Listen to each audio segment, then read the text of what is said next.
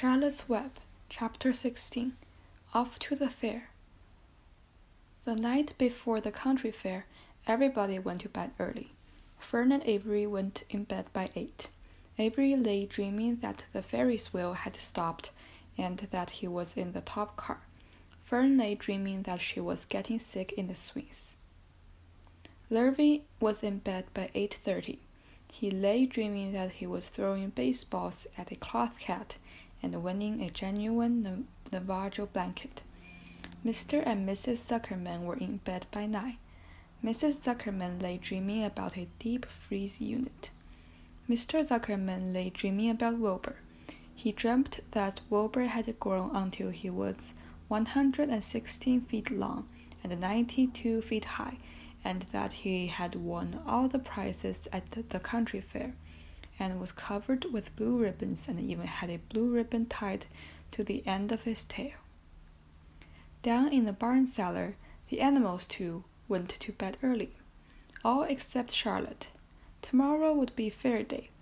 Every creature planned to get up early to see Wilbur off on his great adventure. When morning came, everybody got up at daylight. The day was hot. Up the road at the Arabel's house, Fern lugged a pail of hot water to her room and took a sponge bath. Then she put on her prettiest dress because she knew she would see boys at the fair. Mrs. Arabel scrubbed the back of Avery's neck and wet his hair and parted it and brushed it down hard till it stuck to the top of his head, all but about 6 hairs that stood straight up. Avery put on clean underwear, clean blue jeans, and a clean shirt. Mr. Arabel dressed, ate breakfast, and then went out and polished his truck. He had offered to drive everybody to the fair, including Wilbur. Bright and early, Lurvy put clean straw in Wilbur's crate and lifted it to the pig pen. The crate was green. In gold letters it said, "Zuckerman's famous pig." Charlotte had her web looking fine for the occasion. Wilbur ate his breakfast slowly. He tried to look radiant without getting food in his ears. In the kitchen, Mrs. Zuckerman suddenly made an announcement. "Homer," she said to her husband, "I'm going to give that pig a buttermilk bath." "A what?" said Mr. Zuckerman. "A buttermilk bath. My grandmother used to bathe her pig with buttermilk when it got dirty. I just remembered." "Wilbur's not dirty," said Mr. Zuckerman proudly. "He's filthy behind the ears," said Mrs. Zuckerman. "Every time Lurvy slaps him, the food runs down around the ears. Then it dries and forms a crust. He also has a smudge on one side where he lays in the manure." "He lays in clean straw," corrected Mr. Zuckerman. "Well, he's dirty, and he's going to have a bath." Mr. Zuckerman sat down weakly and ate a donut. His wife went to the woodshed. When she returned, she wore rubber boots and an old raincoat, and she carried a bucket of buttermilk and a small wooden paddle. "Edith, you're crazy," mumbled Zuckerman, but she paid no attention to him. Together they walked to the pig pen. Mrs. Zuckerman wasted no time. She climbed in with Wilbur and went to work. Dipping her paddle in the buttermilk, she rubbed him all over. The geese gathered around to see the fun, and so did the sheep and lambs. Even Templeton poked his head out cautiously to watch Wilbur get a buttermilk bath. Charlotte got so interested she lowered herself on a drag line so she could see better. Wilbur stood still and closed his eyes. He could feel the buttermilk trickling down his sides. He opened his mouth and some buttermilk ran in. It was delicious. He felt radiant and happy. When Mrs. Zuckerman got through and rubbed him dry, he was the cleanest, prettiest pig you ever saw. He was pure white, pink around the ears and snout, and smooth as silk. The Zuckermans went up to change into their best clothes. Lurvy went to shave and put on his plaid shirt and and his purple necktie.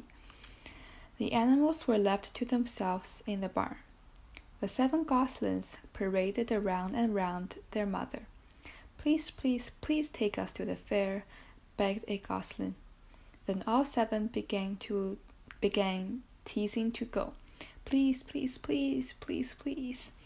They made quite a racket. Children, snapped the goose, we're staying quietly at home. Only Wilbur is going to the fair. Just then Charlotte interrupted. I shall go too, she said softly. I have decided to go with Wilbur. He may need me. We can't tell what may happen at the fairgrounds. Somebody's got to go along who knows how to ride, and I think Templeton better come too. I might need somebody to run errands and do general work. I'm staying right here, grumbled the rat. I haven't the slightest interest in fairs. That's because you've never been to one, remarked the old sheep.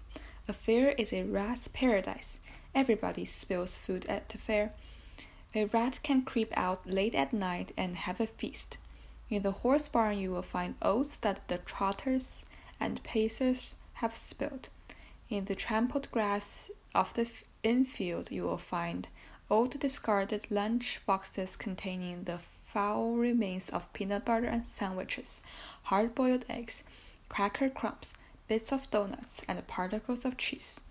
In the hard-packed dirt of the midway, after the glaring lights are out and the people have gone home to bed, you will find a veritable treasure of popcorn fragments, frozen custard drippings, candied apples abandoned by tired children, sugar fluff crystals, salted almonds, popsicles, partially gnawed ice cream cones, and the wooden sticks of lollipops. Everywhere is loot for a rat, in tents, in booths, in haylofts.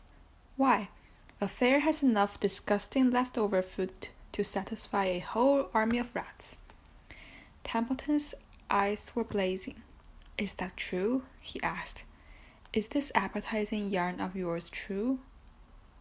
I like high living, and what you say tempts me. It is true, said the old sheep. Go to the fair, Templeton. You will find that the conditions at a fair will surpass your wildest dreams. Buckets with sour mash sticking to them, tin cans containing particles of tuna fish, greasy paper bags stuffed with rotten— That's enough, cried Templeton. Don't tell me any more. I'm going. Good, said Charlotte, winking at the old sheep. Now then, there's no time to be lost. Wilbur will soon be put into the crate. Templeton and I must get in the crate right now and hide ourselves. The rat didn't waste a minute. He scampered over to the crate, crawled between the slats, and pulled straw up over him so he was hidden from sight. All right, said Charlotte. I'm next. She sailed into the air, let out a drag line, and dropped gently to the ground. Then she climbed the side of the crate and hid herself inside a knot-hole in the top board. The old sheep nodded. What a cargo, she said. That sign out to say, Zuckerman's famous pig and 2 stowaways. Look out, the people are coming on me, shouted the gander. Cheese it, cheese it, cheese it. The big truck with Mr. Arable at the wheel backed slowly down toward the barnyard. Lurvy and Mr. Zuckerman walked alongside. Fern and Avery were standing in the body of the truck, hanging onto the sideboards. Listen to me, whispered the old sheep to Wilbur. When they open the crate and try to put you in, struggle. Don't go without a tussle. Pigs always resist when they're being loaded. If I struggle, I'll get dirty, said Wilbur. Never mind that. Do as I say. Struggle. If you were to walk in the great crate without resisting, Zuckerman might think you were bewitched. He'd be scared to go to the fair. Templeton poked his head through the straw. Struggle if you must, said he.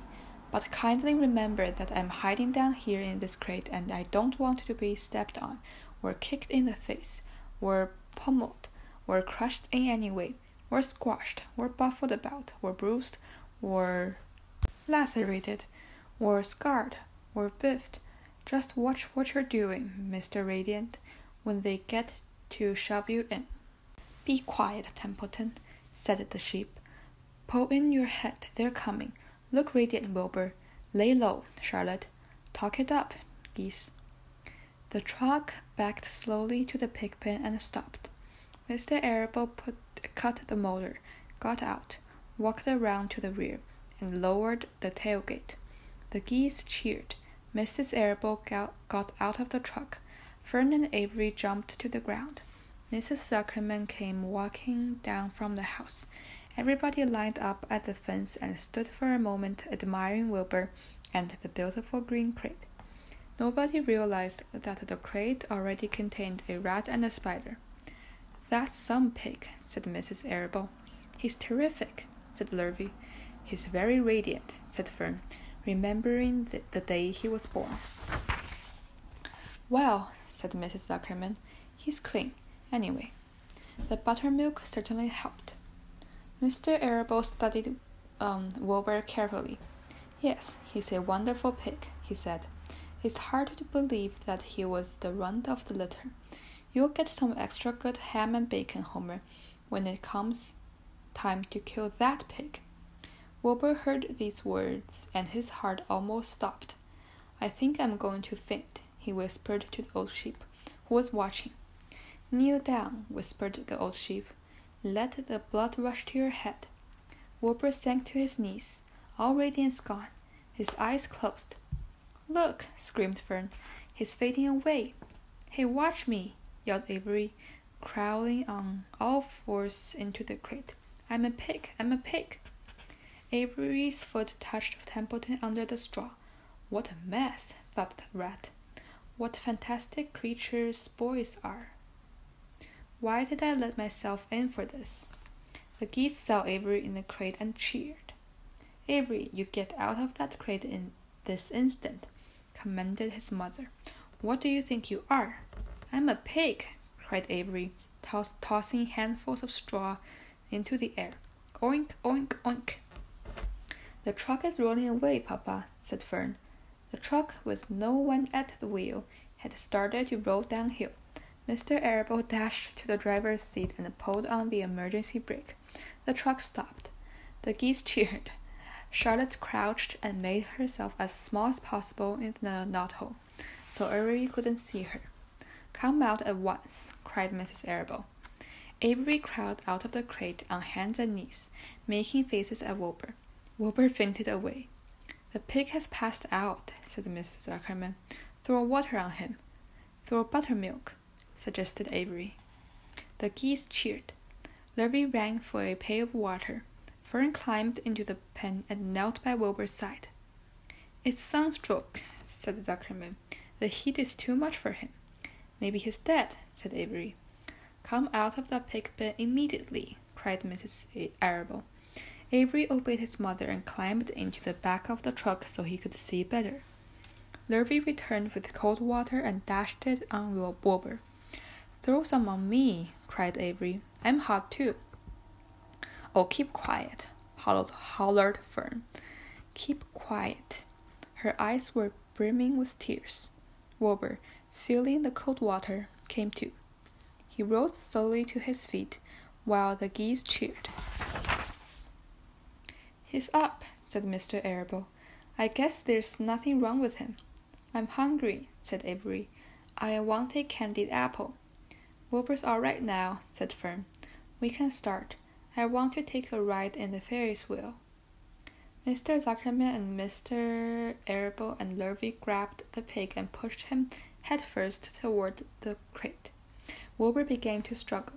The harder the men pushed, the harder he held back. Avery jumped down and joined the men. Wilbur kicked and thrashed and grunted. Nothing wrong with this pig, said Mr. Zuckerman cheerfully, pressing his knees against Wilbur's behind. All together now, boys. Shove. With a final heave, they jammed him into the crate. The geese cheered. Lurvy nailed some boards across the end, so Wilbur couldn't back out. Then, using all their strength, the men picked up the crate and heaved it aboard the track. They did not know that under the straw was a rat, and inside a knothole was a big gray spider. They saw only a pig. "Everybody in," called Mr. Arable. He started the motor. The ladies climbed in beside him.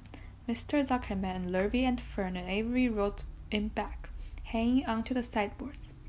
The truck began to move ahead. The geese cheered. The children answered their cheer, and away went everybody to the fair.